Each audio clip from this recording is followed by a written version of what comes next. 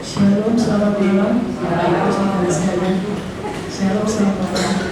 Bersyukur kita bisa bertemu kembali untuk menikmati hadirat Tuhan, memuji menghidupkan nama Tuhan.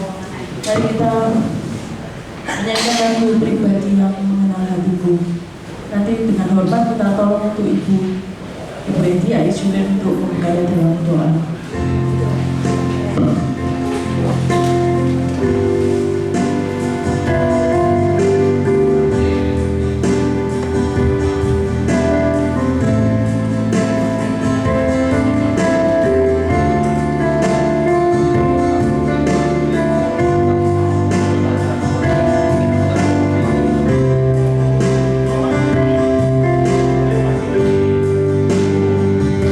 Seperti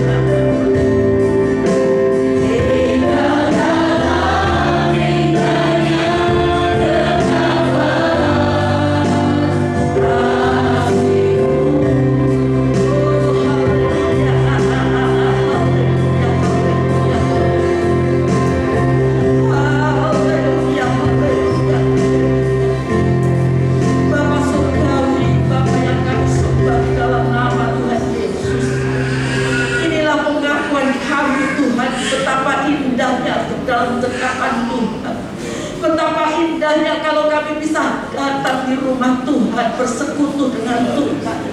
Biarlah kami boleh merasakan kebaikan Tuhan, jamahan Tuhan. Oh, kuasa-Mu yang selalu menyertai setiap anak-anak-Mu yang percaya kepada Tuhan. Biarlah Tuhan saat ini kami datang dengan segala kerendahan hati kami di hadirat-Mu. Kuasa Roh Kudus sendiri akan urapi setiap kami. Roh Kudus pimpin Tuhan dari awal sampai selesainya. Kami percaya Tuhan Kau ada di tempat ini. Hadirat-Mu ada di tempat ini Tuhan. Biarlah kami mau sungguh-sungguh datang kepada Tuhan dengan segala ucapan syukur kami di hadirat-Mu Tuhan. Karena Engkau terlalu baik buat setiap kami. Kami bisa datang di rumah Tuhan dengan tubuh roh jiwa yang sehat. Ini suatu anugerah-Mu yang luar biasa. Terima kasih Tuhan, terima kasih. Kami serahkan hamba-hamba yang tugas pada malam ini Tuhan. Oh Bapa, urapi satu persatu.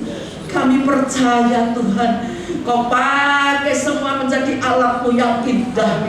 Kau pakai dan berkati dalam hidup mereka masing-masing. Yang datang juga jemaat Tuhan, kami tidak mengerti Tuhan apa yang menjadi beban dan permohonan doa pada malam ini. Tetapi hamba percaya Tuhan tahu semuanya. Tuhan mengenal setiap domba-domba-Mu. Tuhan menilik setiap hati kami dan pikiran kami. Biarlah yang datang dengan yang tidak sehat Tuhan jamah dan kuat. Tuhan sembuhkan dengan sempurna. Yang datang dengan kekurangan Tuhan berkati. Yang datang dengan masalah Tuhan bukakan jalan Bapa. Engkau sumber dari segala-galanya ada di dalam Tuhan. Biarlah kami mau sungguh-sungguh kepada Tuhan. Karena kami hidup di akhir zaman. Kami tidak berani melangkah sendiri Bapa. Kami minta tuntunan Tuhan. Kami minta Roh Kudus sendiri yang urapi hidup kami. Biar kami semua boleh menjadi lebih kuat, lebih semangat, lebih berapi-api mirip Tuhan sampai Tuhan Yesus datang kembali. Terima kasih Tuhan. Inilah doa dan ucapan syukur kami padamu ya Allahku. Baik saudara-saudara kami yang belum tiba, Tuhan juga tolong tiba dengan selamat. Mungkin mereka masih ada di pertengahan jalan, maupun juga David Tuhan tolong Tuhan keluarganya, biar Tuhan sendiri yang menjadi penghibur dari hidup. Tuhan tolong ibunya Bapak, kami serahkan dalam tangan-Mu. Biar Tuhan sendiri yang menjadi penghibur di dalam keluarga ini yang sudah ditinggalkan oleh ayahnya. Tuhan yang mengganti. Oh terima kasih Bapak, beri kekuatan sekali lagi. Hamba minta urapan-Mu. Tuhan juga mau pakai dia menjadi alat-Mu. Terima kasih Tuhan.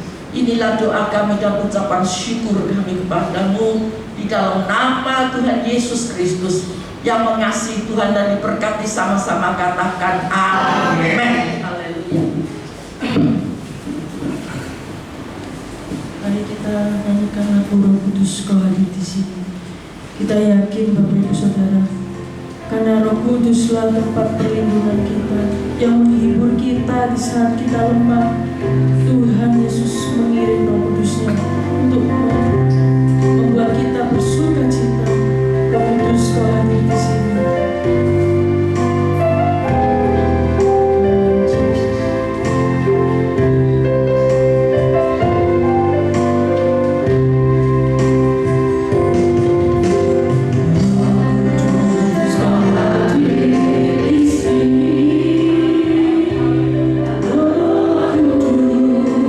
Ku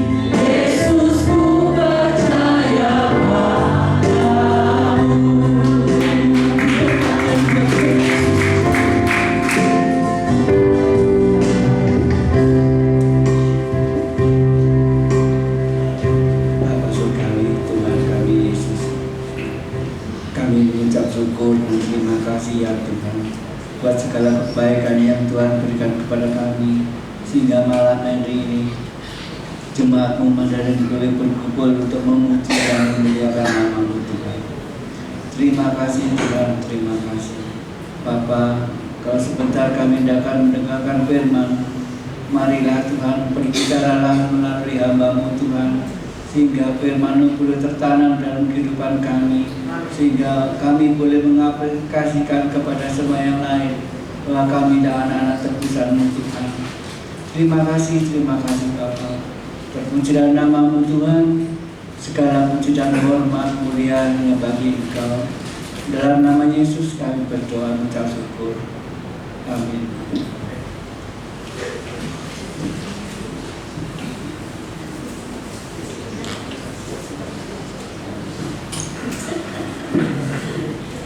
Nama Tuhan, saudara kasih dalam Tuhan Yesus Kristus, ya jangan kaget. Tuh kok Julian, kok Bu Edi. Mana Pak David? Pak Davidnya ada keperluan, ya. Mereka barusan ditinggal ayahnya pulang, jadi mamanya masih perlu dihibur oleh anak-anak. Ya, saudara bantu doa biar Pak David bisa cepat kembali ke Surabaya. Bantu doa ya. Loh, enggak semangat bantu doa ya. Jangan ngantuk loh ya, kita mau terima firman Tuhan, the best. Amin. Yang bawa firman ini saya ingat cucu saya di Amerika, ganteng, dukur, pinter ya. Nanti saya juga akan pulang ke Amerika bulan 6 akhir. Saya minta bantuan doa ya, supaya perjalanan saya pergi pulang selamat ya. Saudara mau bantu doa? Semangat gitu loh saudara. Mau? Haleluya, haleluya, haleluya. Sekali lagi saya minta semua sorak-sorai bagi Allah kita. Tuhan ada di tengah-tengah kita ya. Pasti doa semua dijawab oleh Tuhan. Amin. Tidak ada barang mustahil bagi Allah kita. Ini kecurahan Roh Kudus kita perlu sekali loh akhir zaman ini. Ya, saya tadi dikasih WA siang tadi sama temen di RRC itu, tahu-tahu siang itu padahal gelap sekali. Jadi semua pasang lampu. Nah, tidak ada lampu terjadi apa gitu saudara. Maka ini sudah tanda-tanda akhir zaman. Setia sampai Tuhan Yesus datang kembali. Segera saya serahkan pada Bapak Pendeta Betsa, dan nanti doa berkat saya serahkan pada Pak Han. Tuhan memberkati.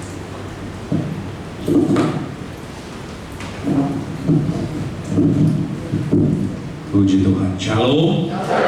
Selamat malam, apa kabar saudara? Semua semangat? Puji Tuhan. Boleh sekali lagi kasih tepuk tangan buat Tuhan Yesus.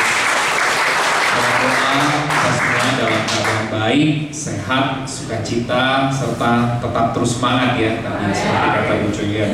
Kita buka firman Tuhan dari Injil Matius pasal 28 ayat 18 sampai 20. 3 ayat saja, 3 ayat terakhir dari Injil Matius. Matius pasal 28 ayat 18 sampai 20. Kalau sudah di sana, saya baca 18 sampai 19, terakhir 20. Mari kita baca bersama-sama. Wah, ini saya lihat semua canggih bawanya Alkitab ya, di handphone gitu. Waduh, luar biasa. Karena saya ingat, saya kalau pelayanan ke daerah, saya pernah pelayanan ke Sulawesi Utara, bukan ke Managonya, masih ke kota kecilnya 3 jam. Saya tidak bawa Alkitab buku gitu, mungkin karena di daerah yang lebih kecil. Selesai saya khotbah, saya ditegur oma-oma, Pak Pendeta, khotbahnya tolong dari Alkitab. Loh, dari tadi aku ngomong toko Alkitab loh, ya? Bukan dari koran, bukan dari majalah. Mungkin karena dia tidak lihat saya pegang Alkitab buku gitu ya. Jadi saya memaklumi sekarang di pikiran saya, kalau saya pelayanan ke daerah, kota-kota kecil, saya bawa Alkitab buku. Karena takut dipikir saya bawa tablet buat nonton drakor kali gitu ya. Padahal di sini isinya catatan khotbah saya. Mari kita baca, saya baca 18 dan 19, lalu ayatnya yang ke-20 baca bersama-sama. Yesus mendekati mereka dan berkata, "Kepadaku telah diberikan segala kuasa di sorga dan di bumi. Karena itu, pergilah, jadikanlah semua bangsa muridku, dan baptislah mereka dalam nama Bapa dan Anak dan Roh Kudus." 20 terakhir bersama-sama, 3 iya. "Dan ajarlah mereka melakukan segala sesuatu yang telah kuperintahkan kepadamu. Dan ketahuilah, aku menyertai kamu senantiasa sampai kepada akhir zaman." Terpujilah Tuhan kita Yesus Kristus. Saudara terkasih dalam Tuhan, saya kasih judul khotbah saya ini wasiat Yesus. Ya, wasiat Yesus. Apa arti kata wasiat? Menurut Kamus Bahasa Indonesia, kata wasiat itu artinya pesan terakhir, biasanya diberikan oleh orang yang mau meninggal atau orang yang mau pergi. Untuk apa? Diperhatikan dengan baik-baik. Bahkan tidak sedikit kalau orang itu orang kaya, dia akan kasih wasiatnya ditaruh di notaris begitu, saudara. Saya ingat saya pernah nonton satu seri, mungkin yang muda-muda tahu gitu ya, di Netflix gitu. Seri ini dari Inggris, bercerita tentang seorang bangsawan Inggris. Jadi tuan tanah yang kaya raya, tanahnya itu ribuan hektar. Tapi sebelum dia meninggal, dia panggil lawyer-lawyer, kemudian notaris, ahli-ahli hukum untuk dia buat wasiat, saudara. Nah, di situ dalam wasiatnya ternyata tanahnya yang luas itu tidak dia berikan kepada anak pertama, karena ternyata anak pertamanya yang laki-laki itu tukang judi, tukang mabok, ya kan, habisin harta orang tua, jadi dikasih di anak laki-laki yang kedua. Nah, anak laki-laki yang pertama ternyata dikasih kepercayaan uang kalau anak kedua setuju. Lalu kemudian yang perempuan dikasih tunjangan, karena ini ceritanya orang Inggris yang kaya gitu, saudara. Dikasih tunjangan sejumlah sekian pound sterling, sampai nanti kalau dia udah menikah, sudah punya suami, sudah makan, tunjangannya disetok. Untuk istrinya boleh tetap tinggal di rumah itu juga dikasih bulanan sampai nanti meninggal. Bahkan pembantu kepercayaannya dikasih tahu untuk merawat semuanya yang ada di rumah itu yang begitu luas, dan juga dikasih hadiah, dikasih kepercayaan. Saudara, ini yang namanya wasiat gitu. Ya, pesan terakhir sebelum seseorang meninggal. Nah, ternyata kalau kita ingat, kemarin kita semua baru merayakan apa? Kenaikan Yesus. Yesus memang telah mati, tapi dia bangkit. Jadi kita harus ngomongnya satu paket. Kita perlu kematian Yesus, tapi puji Tuhan dia tidak hanya mati, tapi dia juga bangkit. Nah, ternyata setelah Yesus bangkit, setelah dia bangkit selama 40 hari dia menampakkan diri. Setelah itu dia naik ke sorga. Nah, sebelum dia naik ke sorga, dia saya kasih judul kutip, wasiat buat murid-muridnya. Nah, perhatikan saudara, tapi bedanya apa dengan cerita saya di awal tadi? Kalau bangsawan Inggris tadi mati, jadi sebenarnya dia nggak bisa ngecek apakah pesannya sudah dikerjakan dengan seksama oleh anak-anaknya atau tidak. Paling orang-orang yang kenal hukum mengecek apakah sudah dikerjakan dengan baik. Tetapi kalau ceritanya Yesus, dia naik ke sorga, Alkitab catat dia nanti akan kembali, saudara. Nah, Tuhan kembali, Tuhan datang itu bicara dua hal. Dia datang secara umum, nanti kita dijemput bersama-sama, atau dia datang secara pribadi. Sama-sama bilang ke saya, pribadi.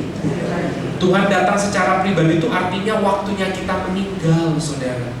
Nah, orang meninggal itu nggak nunggu tua, nggak harus loh, saudara. Saya kemarin melayani ada orang usianya masih muda, meninggal di rumah sakit di Surabaya, masih 21, 22. Setelah melahirkan, ternyata tensinya tinggi sekali, jadi mengalami serangan apa semacam stroke. Ya, saya ditelepon, tolong Pak segera ke ICU. ICU-nya di Sutomo. Saya udah lari gitu. Bahkan cari parkir susah. Ya, saya dapat parkir. Ya, ketika saya dapat parkir, saya naik ke lift ke ICU-nya, buka pintu ting gitu. Papanya udah keluar, sudah meninggal, Pak. Waduh, semuanya sedih gitu. Saya juga sedih. Di situ saya belajar meninggal nggak harus tua. Ya. Yang muda bisa duluan. Ini namanya Tuhan menjemput secara pribadi. Nah, pada waktu kita dijemput Tuhan, kan dia pergi. Kemudian nanti dia akan kembali menjemput kita, baik itu secara umum atau secara pribadi. Apakah didapati kita sudah ngerti pesan-pesannya dia kemarin sebelum dia naik ke sorga? Amin. Hari ini saya berdoa kita boleh memahami pesan Tuhan. Kalau orang dunia saja, apalagi yang kaya-kaya, kasih wasiat, dicatat di notaris, Tuhan kita ternyata sebelum dia naik ke sorga, dia juga kasih pesan buat kita pengikutnya. Ada 5 saya catat saudara, pesan sebelum Yesus naik ke sorga. Tujuannya bukan cuma saudara baca, tapi saudara perhatikan, saudara hidupi, saudara kerjakan. Karena nanti pada waktunya dia datang, baik itu secara pribadi jemput kita, nanti itu ditanyain loh, kamu sudah mengerjakan belum ini? Aku harus kasih pesan-pesan loh gitu. Makanya kalau orang dunia cerita di seri Netflix itu, saudara, kenapa dia panggil notaris, lawyer hukumnya, supaya nanti ada yang ngecek. Kalau dia nggak ada, beneran nggak nih asetnya jatuh ke nomor 2? Jangan-jangan diambil sampai nomor 1. Bener nggak anaknya berbuat ini, ngerawat rumahnya? Bener nggak nanti pembantu kepercayaannya mengerjakan kebun-kebunnya? Kurang lebih seperti itu. Dari sini ada 5 Bapak Ibu Saudara yang harus kita perhatikan, tanda kutip wasiat. Kenapa saya pakai tanda kutip? Karena wasiat itu buat orang yang meninggal nggak bangkit lagi. Tapi Yesus, dia kasih wasiat, dia hidup, dia nanti akan datang kembali saatnya kita ketemu dengan Tuhan di surga. Kasih tepuk tangan dulu buat Tuhan Yesus. Yang pertama, saudara, mari kita perhatikan di ayatnya yang ke-19. Karena itu pergilah. Sama-sama bilang ke saya, pergilah. Jadi poin yang pertama, pesan Tuhan, wasiat Tuhan sebelum dia naik ke sorga buat kita adalah Tuhan mau untuk kita bergerak menjadi pelaku daripada firman. Amin. Bergerak menjadi pelaku daripada firman. Walaupun memang ini konteksnya memberitakan Injil, karena judulnya di atas perintah memberitakan Injil. Ya, di sana ada kata pergilah. Jadi di sini message-nya saudara, Tuhan mau untuk kita bergerak pergi, gitu. Gak cuma diem aja di tempat, gak ngapa-ngapain, tetapi betul-betul mengerjakan yang dia suruh. Dia perintahkan untuk pergi, ceritakan tentang aku. Artinya di sini ada satu makna kita menjadi pelaku daripada firman. Maknanya yang dalam di sini orang Kristen itu suasananya di dalam harus aktif, bukan pasif. Kalau saudara hari ini dengar firman misalkan tentang menolong, terus kemudian saudara sampai ke rumah, saudara lihat saudaramu mengalami kesulitan, saudara diam aja, saudara tidak sedang pergi. Walaupun ini Matius 28 bicara penginjilan, tapi maknanya di dalam ini ada satu keaktifan mengikut Tuhan, menjadi pelaku daripada firman. Nah, seringkali kita tuh banyak mendengar, jago berbicara, tetapi sedikit yang bergerak menjadi pelaku daripada firman. Saya doa apapun yang saudara dengar, yang saudara fahami, yang saudara dapatkan, praktekkan saudara. Pergilah. Walaupun sesungguhnya mempraktekkan firman itu, wah sulit saudara, sulit banget. Ya kan? Yang namanya praktek firman itu tidak mudah. Bergerak itu tidak mudah. Keluar aktif untuk kita bergerak itu tidak mudah. Tetapi Tuhan kasih satu janji yang indah. Dikatakan di ayat sebelumnya, di ayat 18, kamu gak perlu khawatir, sebab segala kuasa di sorga dan di bumi ada padaku. Artinya ada di tangan, di pribadi Yesus. Artinya kita ini dimampukan. Makanya setelah itu murid-murid menunggu, kemudian terjadi peristiwa Pentakosta, pencurahan Roh Kudus. Di situ ada kekuatan diberikan buat kita. Saudara nggak perlu pusing apakah saudara pendeta atau bukan, lakukan aja firman. Waduh, itu luar biasa. Saya ingat almarhumah mama saya. Saya kalau lihat di tujuan kayak mama saya malah juga. Tadi bilang saya gitu ya kan, karena mama saya tampilannya begitu gitu. Jadi persis model rambutnya gitu. Mama saya sudah meninggal ya, kalau hidup umurnya 75 tahun itu. Mama saya itu tadinya nggak percaya Tuhan Yesus, kemudian dia bertobat, percaya Tuhan Yesus. Waduh, betul-betul dia praktekkan pergilah, mempraktekkan firman, melakoni firman tuh benar-benar. Saya saja yang sekolah pendeta, pada waktu saya sekolah teologi, saya nggak punya keberanian seperti mama saya, saudara. Pada waktu itu dia punya adik, kami tinggal di Jakarta, adiknya seorang arsitek, ya. bangun rumah lulusan dari Belanda. Terus kemudian dia naik ke lantai 3, pada waktu itu umurnya juga sudah 60-an gitu adiknya ya. Tiba-tiba ya namanya di satu tempat ya, dia bilang ada yang bisikin dia, ada suara apa ya, kita tahu lah di tempat-tempat itu. Makanya saudara pergi kemanapun berdoa, kita memuji, menyembah di tempat itu, bangun hadirat Tuhan. Karena memang saudara yang namanya di tempat-tempat ada aja yang aneh-aneh ya kan. Tapi kita gak perlu takut, roh yang di dalam kita lebih besar. Tiba-tiba dia jatuh loh saudara di lantai 3. Dari lantai 3 akhirnya dilarikan ke rumah sakit Mitra Keluarga di Kelapa Gading di Jakarta, saudara. Lalu apa yang terjadi, mama saya mendengar itu, ini adiknya yang laki-laki setelah dia, jadi dia dekat sekali. Terus dia bilang begini, padahal adiknya ini juga tidak percaya Tuhan. Mama saya sudah ikut Tuhan Yesus. Lalu mama saya bilang ke saya begini, ayo kita tengok, kita ke rumah sakit, kita doakan.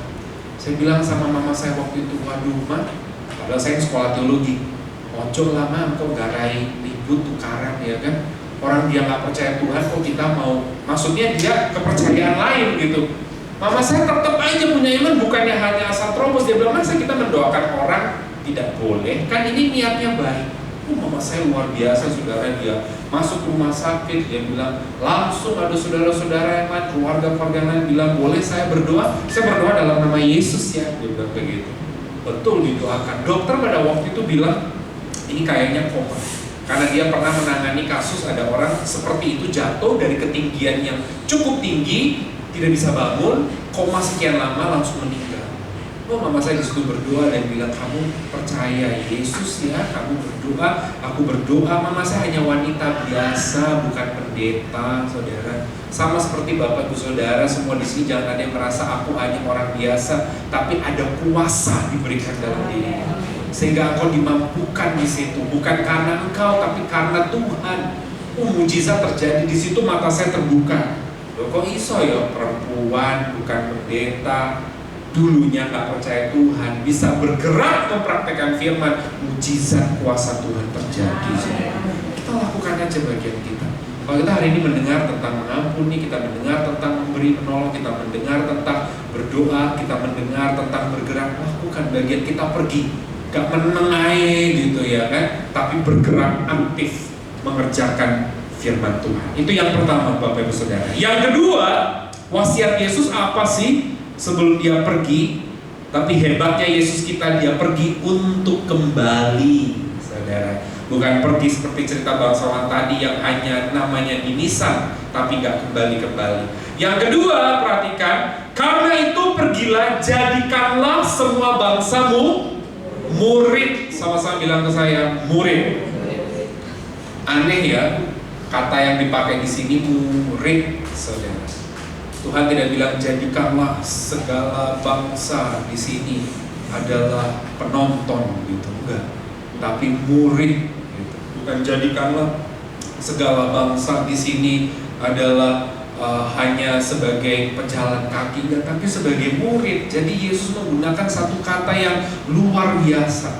Saudara yang bergerak di bidang pendidikan formal, kerja di sekolah, di universitas, saudara pasti ngerti deh seorang murid itu. Atau saudara yang pernah mengecap pendidikan formal di sekolah pasti mengerti yang namanya murid itu kehidupannya seperti apa.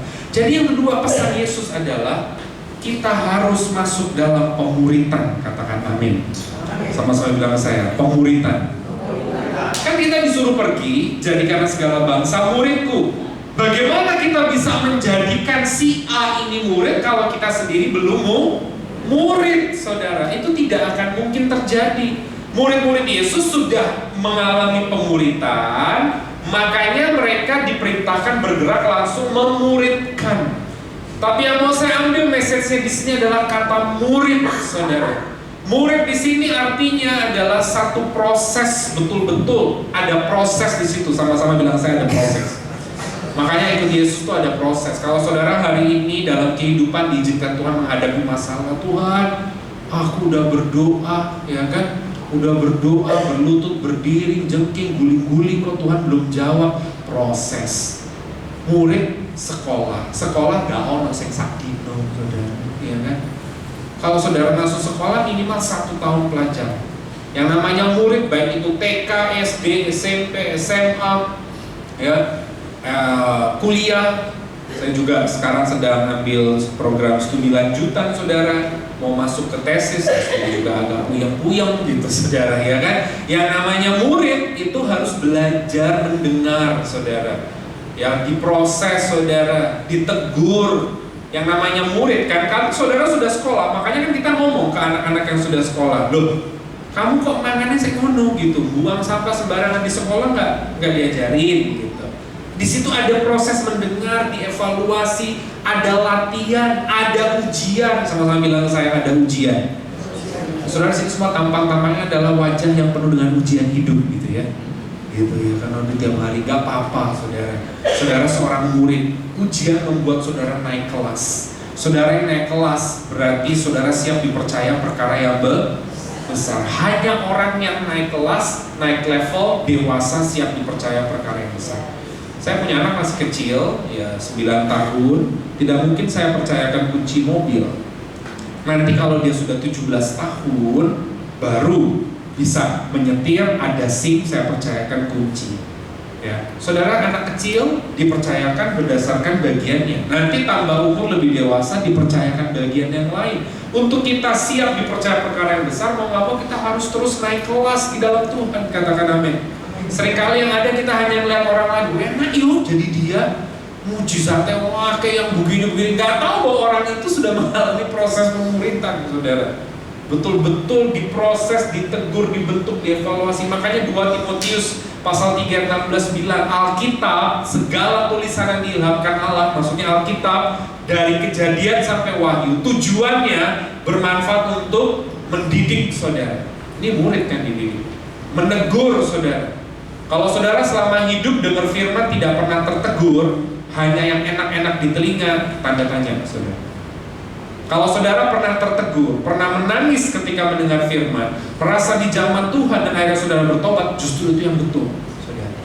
Tapi kalau misalkan pendeta ngomong di mimbar, saudara tertegur, jangan marah sama pendetanya, itu bukan pendetanya yang salah, itu memang Roh Kudus lagi ngomong. Karena saya pernah, saudara, lagi khotbah. Saya khotbah di satu acara, saudara.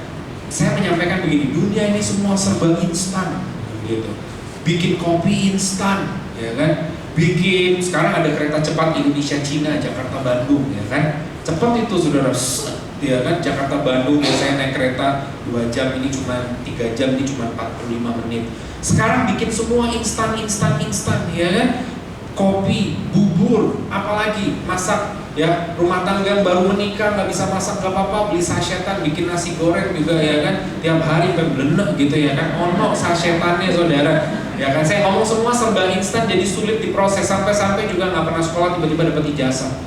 Saya ngomong begitu, saudara. Selesai saya turun dari mimbar, satu ibu-ibu marahin saya, bapak tadi nyinggung saya ya? Ya ampun Tuhan, saya bilang, ibu kalau mau ngomong, homipa ala yung gabreng dulu, gitu. Kenalan dulu. Lah saya nggak ngerti dia siapa, jemaatnya banyak, duduknya di mana, kok dipikir saya nyinggung dia. Saya tersinggung pak, saya tuh begitu loh. Kalau ibu begitu berarti itu Roh Kudus yang sedang tegur. Ya udah bertobat, minta ampun, Tuhan ampuni kok, Tuhan buat masa depan ibu indah. Oh coba maksudnya aku bilang gitu, aku nggak tahu apa-apa. Ya kan, ini artinya apa? Ini artinya proses pemuritan. Makanya orang Kristen senangnya cuma yang cepet-cepet event-event acara gede, tapi dimuridkan tuh susah. Karena di dalam pemuritan itu harus ada kedisiplinan. Makanya bahasa Inggris murid itu disciple. Disciple itu satu kata dengan disiplin. Jadi pengikut Tuhan harus ada kedisiplinan rohani. Saudara harus punya disiplin sendiri baca firman. Karena manusia hidup bukan hanya dari kue tiaw, capcay dan teman-temannya, tapi dari firman Allah. Bendino mangannya akeh nasi tapi gak pernah makan firman, badannya sehat, segar bugar, besar, tinggi, tapi ada masalah dikit mau bunuh diri, saudara. Karena rohnya kecil sekali, kurus, kering, sakit-sakitan, gak pernah makan firman. Jadi harus punya kedisiplinan sendiri, kedisiplinan baca firman, kedisiplinan berdoa, kedisiplinan memuji menyembah Tuhan. Inilah proses yang namanya pemuritan, saudara. Jadi itu yang kedua, Bapak Ibu Saudara. Pesan Tuhan ternyata begitu indah. Jadi pelaku firman bergerak sekarang harus ada pemuritan. Yang ketiga, dan baptislah mereka dalam nama Bapa dan Anak dan Roh Kudus. Sama-sama bilang, saya baptislah mereka. Nanti saya jelasin poinnya, tapi yang ketiga, Tuhan mau kita masuk dalam satu komunitas keluarga di dalam Tuhan. Katakan amin. Jadi begini, saya jelasin dulu.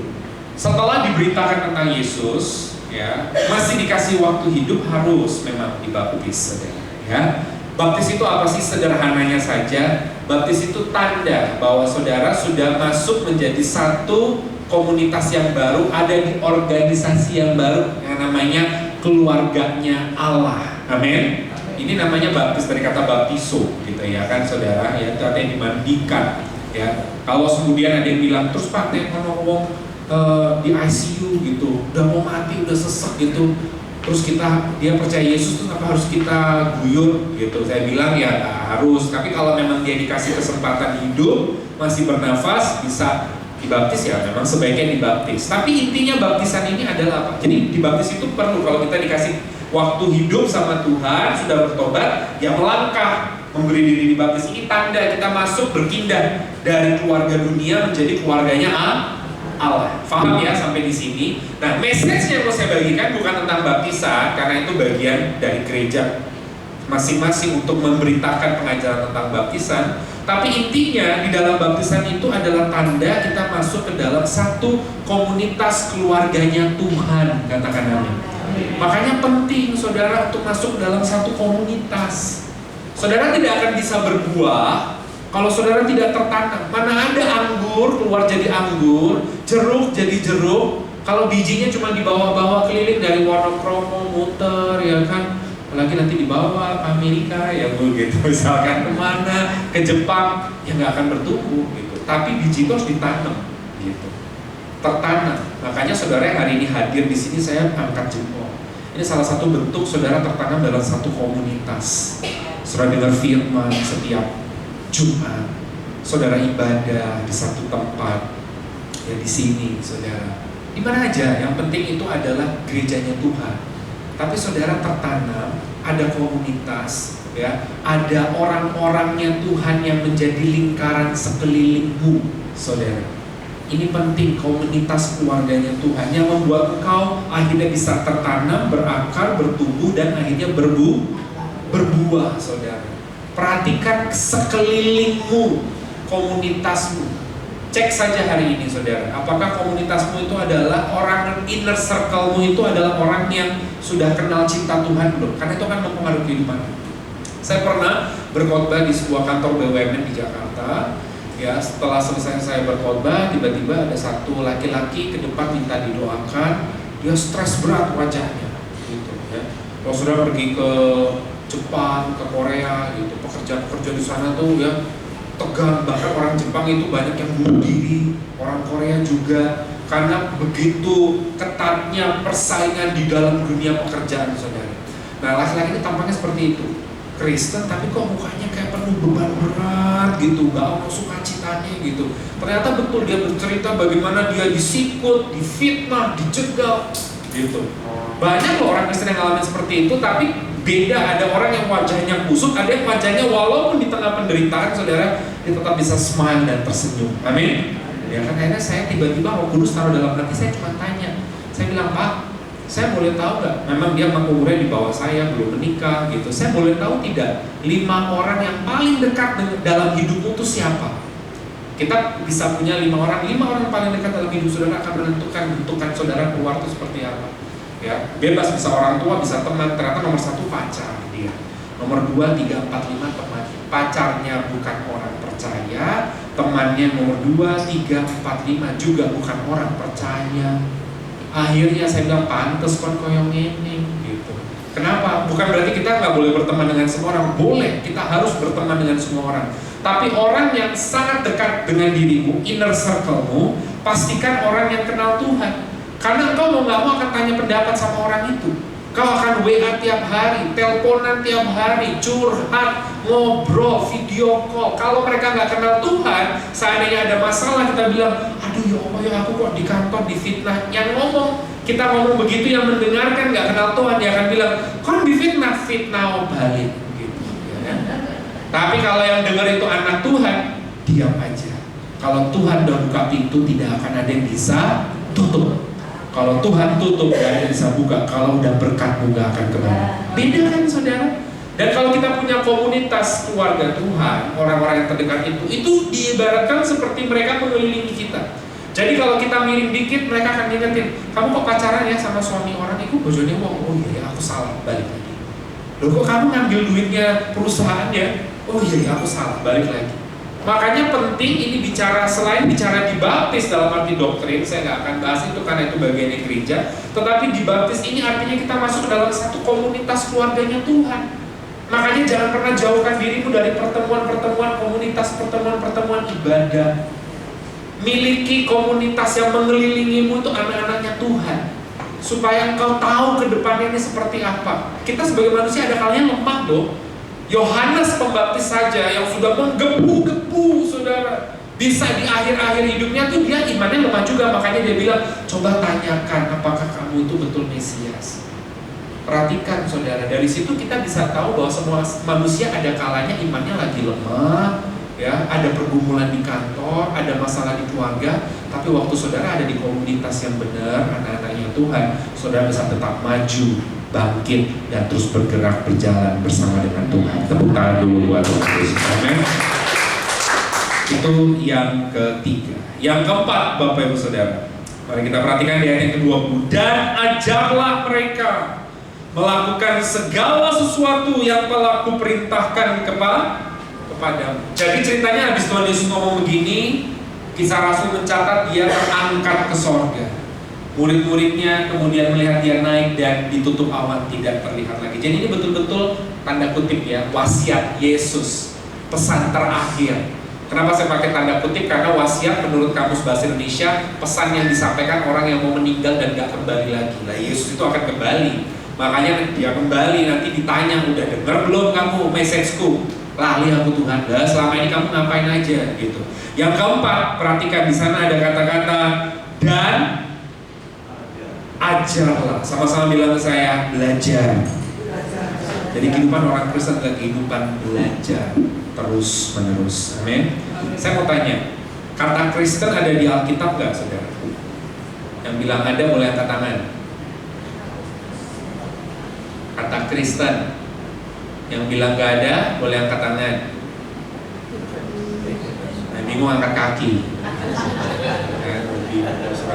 Kata Kristen itu ada di Alkitab. Pertama kali kata Kristen muncul di mana? Betul, kitab Kisah Para Rasul. Pada waktu itu murid-murid berkumpul belajar firman dari Paulus dan Barnabas di kota namanya Antiokhia. Antiokhia itu kota yang ada di sekarang negara yang namanya Syria, Suriah, utaranya Israel, saudara. Justru di situ pengikut Yesus dikenal dengan nama Kristen. Kristen bukan karena salibnya, kalungnya besar-besar, ya kan? Bukan berarti saudara nggak boleh dikalung salib, ya kan? Kalau saudara pergi, kalau di Amerika gitu ya, ada tuh orang-orang Amerika, ya, itu yang salibnya gede-gede gitu. Bukan itu ternyata identitas Kristen, saudara.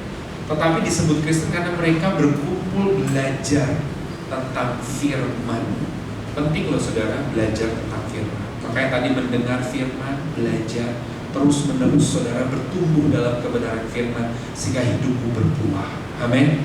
Penting belajar, ajarlah. Gimana kita mau mengajarkan orang yang Yesus suruh seperti ini kalau kita sendiri nggak belajar, saudara? Di dalam dunia pendidikan ada satu apa ya bahasanya ya, slogan gitu ya, saudara. Ya, proses pendidikan yang paling tinggi itu bukan sampai 1 S2 S3 S7 gitu, bukan. Tapi kalau sampai saudara bisa mengajar orang lain, itu proses pendidikan. Makanya saudara Albert Einstein, tahu Albert Einstein? Tahu? Nggak tahu saudara, ya kan? Albert Einstein kalau di film, ada di film Oppenheimer. Tahu film? Ini kayaknya semua nontonnya Siksa Kubur ya. Ada film Amerika Oppenheimer, di situ ada orang Amerika yang menciptakan bom atom. Dia orang Yahudi. Tapi dia nyesel karena dia menciptakan bom atom. Memang perang dunia kedua berakhir, musuh-musuh kalah. Tapi setelah itu bom itu dipakai untuk menghancurkan negara lain. Nah sebelum dia ciptakan bom atom namanya Oppenheimer. ya, dia itu orang Amerika keturunan Yahudi. Dia konsultasi sama gurunya yang senior namanya Albert Einstein. Bahasa itu orang yang pintar banget. Kalau saya lihat fotonya rambutnya kriwil gitu, saudara. Ya, orang Yahudi juga. Pintar sekali, IQ-nya tinggi sekali, saudara.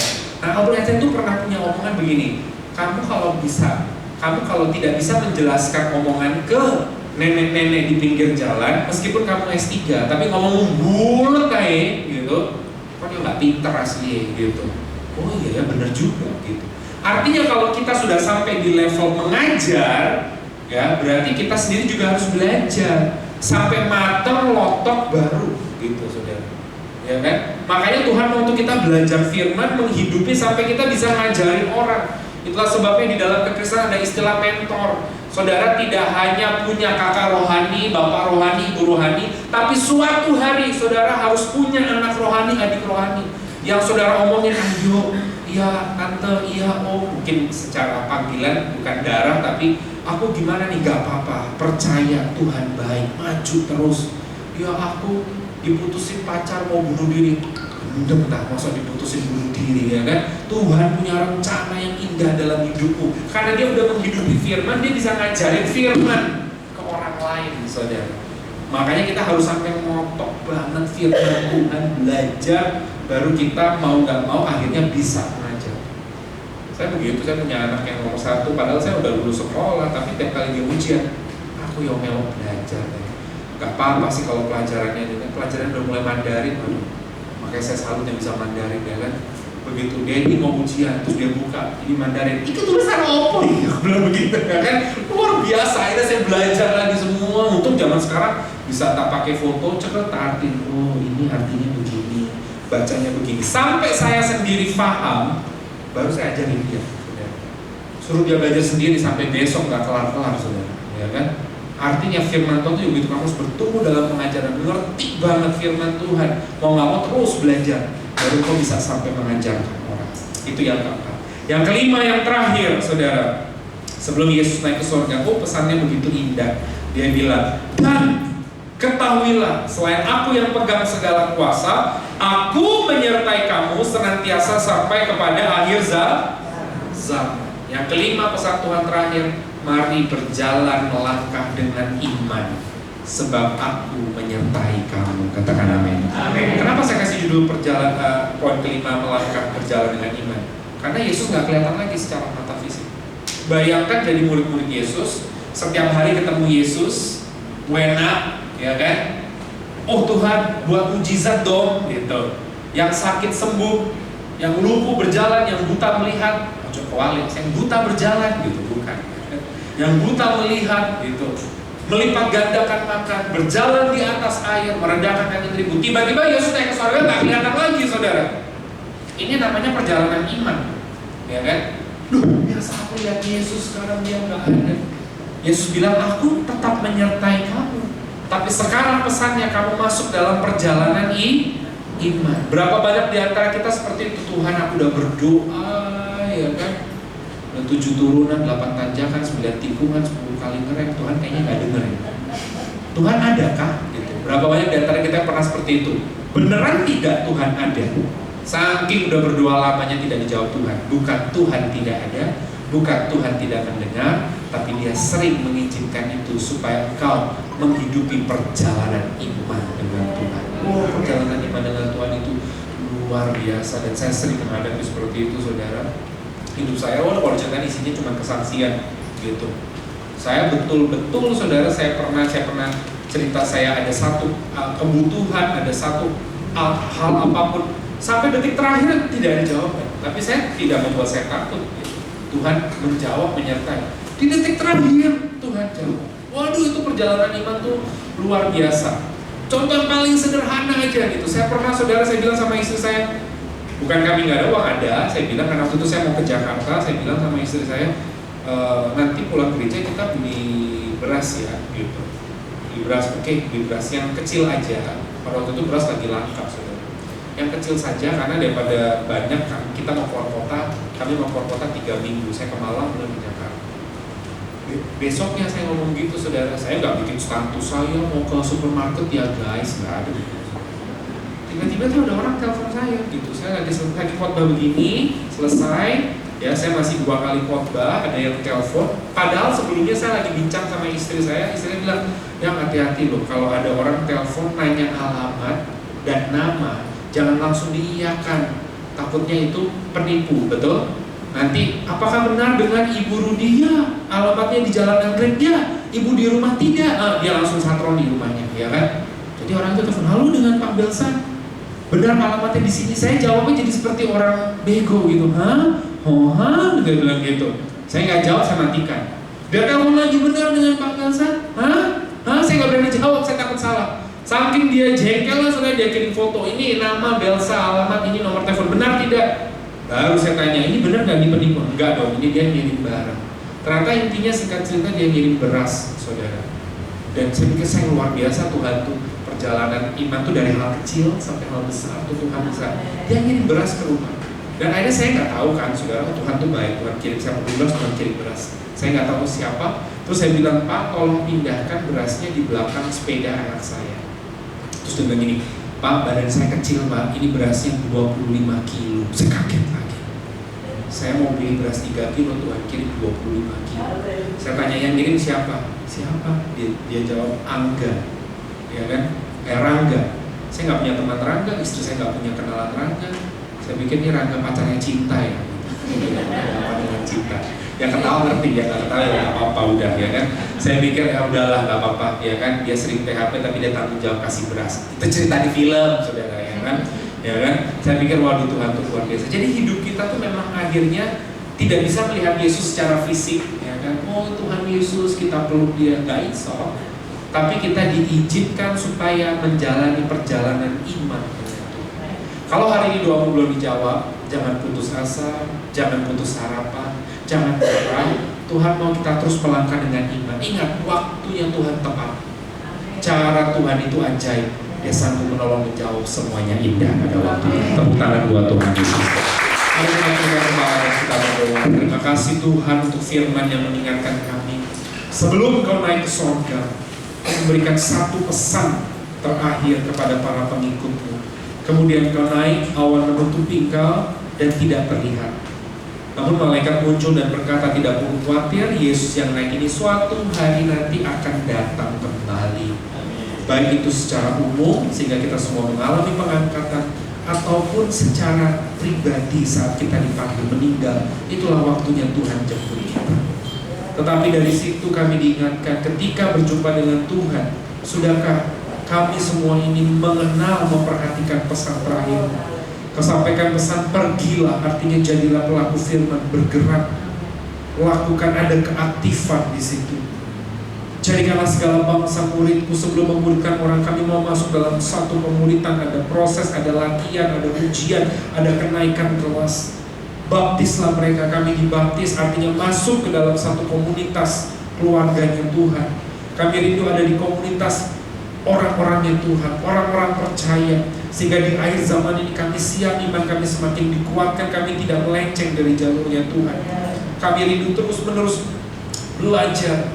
Sebelum mengajar orang lain, kami perlu memahami dengan baik, belajar tentang firman supaya hidup kami berbuah. Dan kami bersyukur bahwa Engkau yang pegang kuasa, Engkau menyertai kami sampai kapanpun. Kalau hari ini ada masalah di keluarga, di kantor, di usaha, di kesehatan, di keuangan, di apapun pergumulan hidup kami tahu kami tidak pernah sendiri. Tuhan beserta kami, Tuhan menolong kami, sanggup menyatakan mujizat-Mu indah tepat pada waktu. Berkati semua jemaat di tempat ini, baik itu yang onsite maupun online. Berkati para pengurus hamba-hamba Tuhan, semuanya. Berkati GPPS di tempat ini dan setiap orang yang melayani. Tuhan memberkati. Demi nama Yesus kami bersyukur dan berdoa. Haleluya. Amin.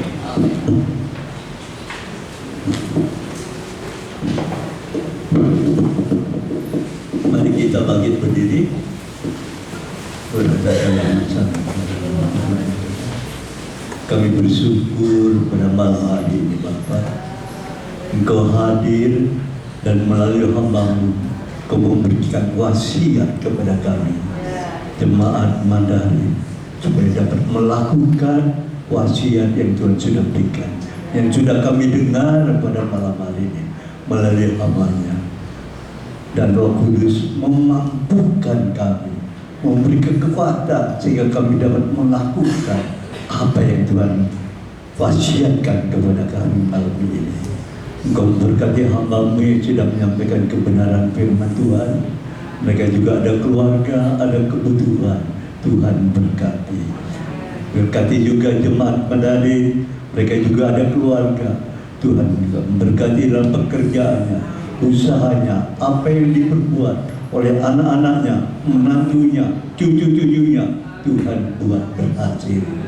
Terima kasih Tuhan. Kalau sebentar kami akan kembali ke rumah, kami bersyukur Tuhan sudah mempersiapkan para malaikat-Mu untuk menyertai dalam perjalanan pulang, sehingga kami boleh tiba di rumah kami masing-masing dengan selamat, berkumpul kembali dengan keluarga kami penuh dengan damai sejahtera. Sekarang saudaraku yang dikasihi oleh Tuhan, pulanglah dengan berkat damai sejahtera daripada Allah Bapa di surga, cinta kasih Tuhan Yesus Kristus, dan di dalam persekutuan Roh Kudus yang tetap menyertai kita malam ini sampai selama-lamanya. Dalam nama Tuhan Yesus Kristus kami ucap syukur. Haleluya. Amin.